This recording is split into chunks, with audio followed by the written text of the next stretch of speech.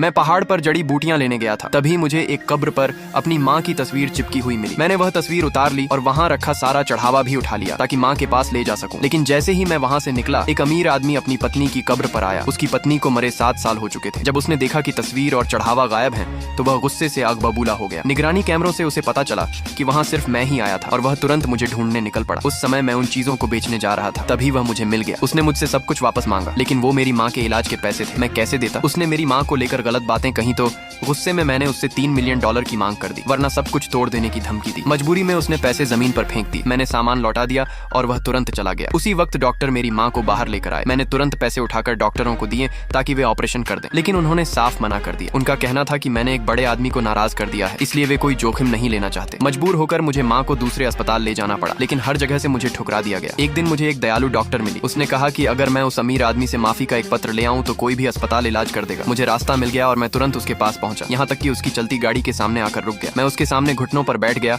और अपनी गलती के लिए माफी मांगने लगा, लेकिन उसने वह पत्र फाड़ दिया। मैंने हार नहीं मानी और लगातार विनती करता रहा। उसका सहायक मुझे झूठा समझ रहा था, लेकिन अचानक वह मुझे अपनी गाड़ी में बैठाकर अस्पताल ले गया। वहाँ पहुंचते ही मैंने देखा कि गार्ड मेरी माँ को बाहर धक्का दे रहे थे। मैंने कहा कि मैं बड़े आदमी को लेकर आया हूँ, लेकिन किसी ने मेरी बात पर यकीन नहीं किया और माँ को जमीन पर गिरा दिया। मैं अकेला उन्हें उठा भी नहीं पा रहा था। तभी उसने मेरी माँ का चेहरा देखा और एकदम रुक गया। वह उन्हें पहचान गया। यही उसकी पत्नी थी जिसे वह 7 साल पहले खो चुका था। उसने तुरंत माँ को उठाया और इमरजेंसी में भर्ती कराया। फिर उसने मुझसे मेरी उम्र और जन्मतिथि पूछी। जैसे ही मैंने बताया, उसने मुझे गले लगा लिया। सच सामने आया, वह मेरा पिता था। लेकिन अब भी एक सवाल बाकी था, माँ ने कभी उसके बारे में क्यों नहीं बताया। पार्ट 2 के लिए सब्सक्राइब